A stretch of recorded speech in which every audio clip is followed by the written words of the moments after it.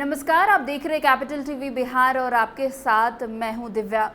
जेठ की गर्मी अपनी चरम पर है। काराकाट की जनता चुपचाप घर में बैठी है तो नेता हवा में है।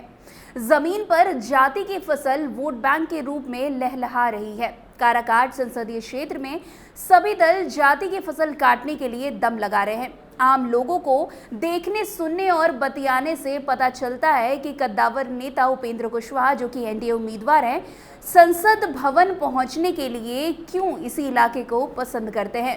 लवकुश समीकरण को साधने के लिए ये सीट उपयोगी रही है, मगर इस बार उन्हें बकायदा लड़ना पड़ रहा है।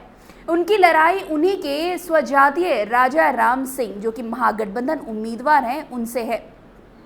मगर भोजपुरी फिल्मों के स्टार पवन सिंह की निर्दलीय प्रत्याशी के रूप में एंट्री से मुकाबला यहां और रोचक हो गया है। ये क्षेत्र यादव, राजपूत और कोयरे बहुल है। मुस्लिम वोट भी यहाँ बड़ी संख्या में है। वैश्य, चंद्रवंशी, मल्लाह, अति पिछड़ा वर्ग और दलित आदि परिणाम को निर्णायक मोड़ देते रहे हैं। तीनों अपने कोर वोटरों को एकजुट करने में लगे हुए हैं। सेंधमारी के प्रयास में दिन रात लगे हुए हैं। निर्दलीय पवन ने फिल्मी सितारों का जमावड़ा भी लगा दिया है। इसी कारण एनडीए और महागठबंधन के नेताओं को ज्यादा पसीना बहाना पड़ रहा है। एनडीए के कोर वोटर में बिखराव को रोकने के लिए उपेंद्र के समर्थन में डेहरी में पीएम मोदी को दाऊद नगर में अमित शाह आ चुके हैं। योगी राजनाथ नड्डा की सभा प्रस्तावित है। राजपूत नेताओं को काराकाट में जनसंपर्क करने को कहा गया है। पवन सिंह के प्रचार में उतरे सितारों की फौज में अभिनेत्री काजल राघवानी, पाखी हेगड़े, अंकुश राजा, अनुपमा यादव, अरविंद अकेला कल्लू, शिल्पी राज आदि सम्मिलित हैं। राजाराम के पक्ष में राजद नेता तेजस्वी यादव और मुकेश सहनी और माले महासचिव दीपांकर की कई प्रखंडों में सभा हो चुकी है। माले जुलूस निकाल वोटरों को एकजुट करने में जुटे हुए हैं। वहीं माले की पुरानी छवि की परछाई राजाराम का पीछा नहीं छोड़ रही है। एनडीए के कोर वोटर, खासकर कुशवाहा व राजपूत के मन में ऊहापोह है। इन्हीं कारणों से उपेंद्र को कहीं कहीं नाराजगी झेलनी पड़ रही है। वे अब की बार क्षेत्र में रहने और आते रहने का वादा करते फिर रहे हैं। इस बार तीनों प्रत्याशी परिणाम अपने पक्ष में करने में जुटे हुए हैं। मतदाता ये भांपने में लगे हैं कि कौन कितना वजनी है। पवन भीड़ को वोट में कितना बदल पाते हैं। कोर वोटरों को एकजुट रखने और वोट की सेंधमारी करने में जो सफल होगा, वही काराकाट का बादशाह बनेगा। वैसे काराकाट में तीनों के समर्थक मुखर दिखे। विरोध और समर्थन के अपने अपने तर्क हैं।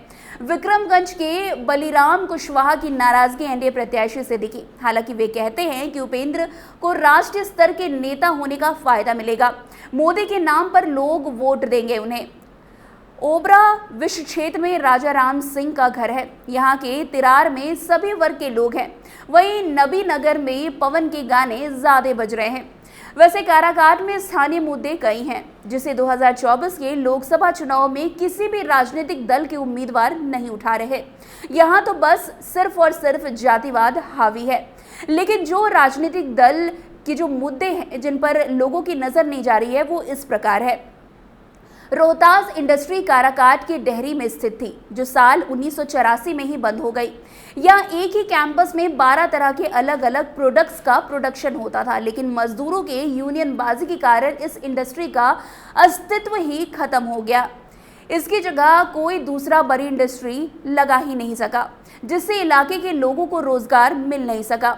वही कारखाना खोलने के लिए रेलवे ने रोहतास इंडस्ट्री की जमीन को खरीद लिया था। कारखाने में स्लीपर कोच बनाने की प्लानिंग थी। इसका शिलान्यास भी किया गया, लेकिन साल 2009 में रेल मंत्री ममता बनर्जी बन गई और कारखाना बिहार से बंगाल शिफ्ट हो गया।